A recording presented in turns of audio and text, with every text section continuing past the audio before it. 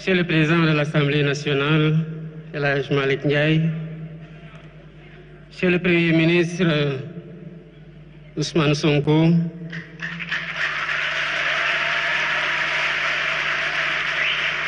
honorables députés, Monsieur le ministre d'État Alamine Loum, Mesdames, Messieurs les ministres,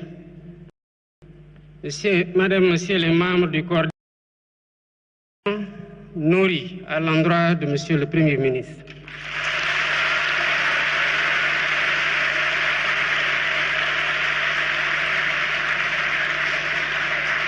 Des félicitations à l'ensemble des membres du gouvernement.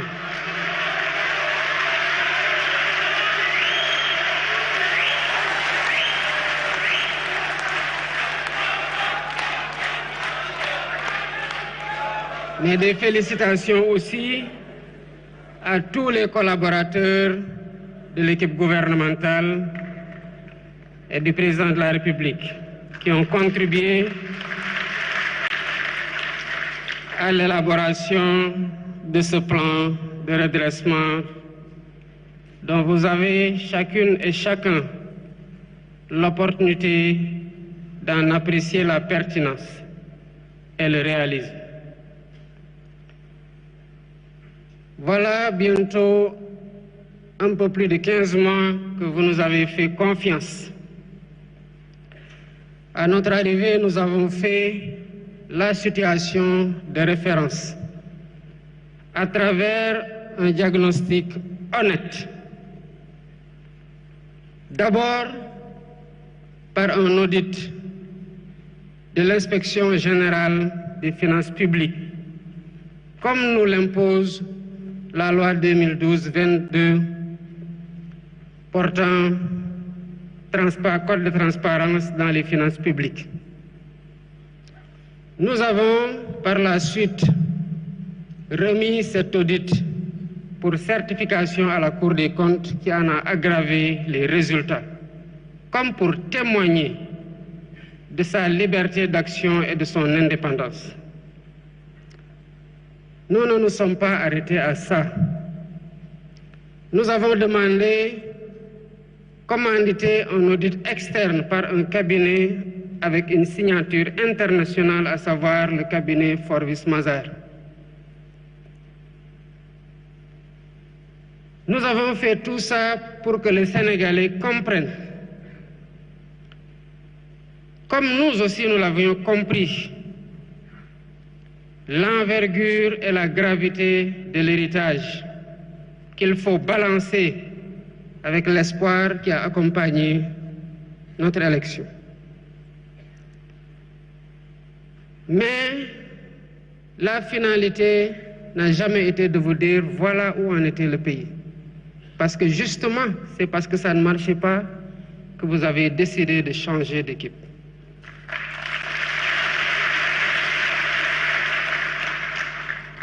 Et nous nous sommes donc attelés à proposer des solutions. Cela a conduit, en un temps record,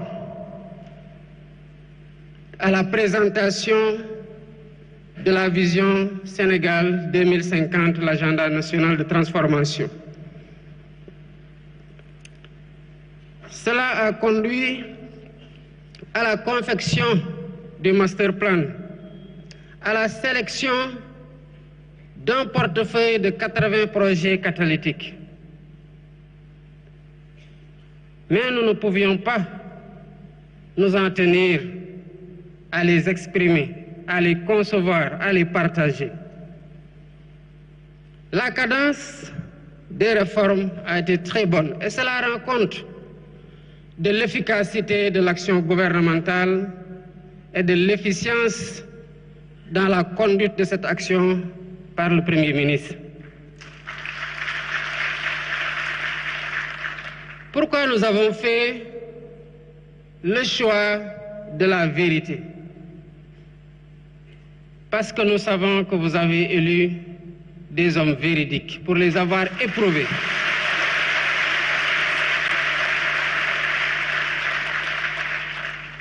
Des hommes d'honneur qui n'entendent pas changer au contact du pouvoir. Nous avons fait le choix de la vérité parce que nous avons du respect pour vous, peuple sénégalais. Nous avons fait le choix de la vérité parce que nous voulons imposer à nos interlocuteurs le respect qu'ils nous doivent en leur donnant le respect que nous nous devons. Et cela ne se fait que dans la vérité. Mais nous avons aussi fait le choix de la vérité pour corriger les anomalies et nous assurer que plus jamais cela ne puisse se reproduire.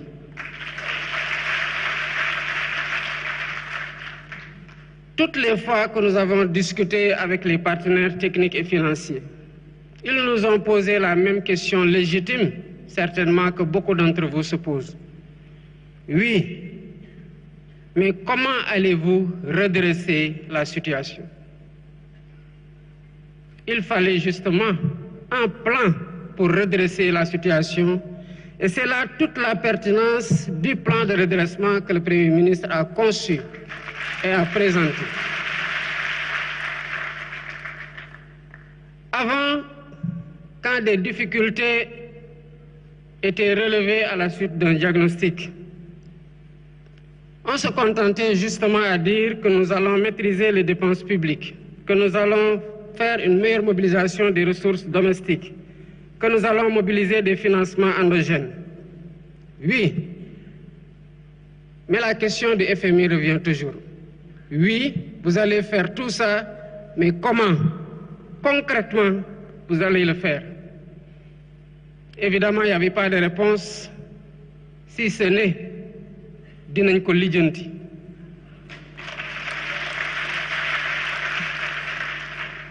Lijjanti boobu moo waral la dette cachée.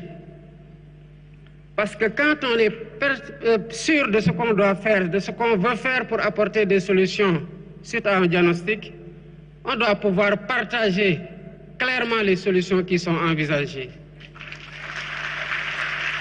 C'est cela aussi faire œuvre de transparence. Et c'est là la différence avec le plan de redressement que le Premier ministre vient de vous présenter.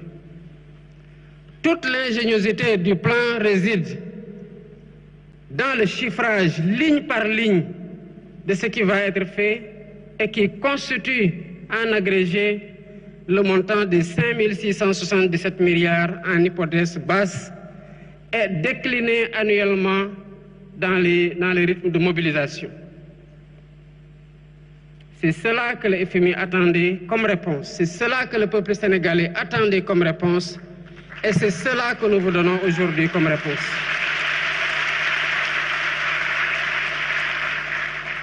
Le Premier ministre l'a dit à juste titre. Le redressement a commencé avant ma prestation de serment. Quand lors de ma visite au Palais de la République,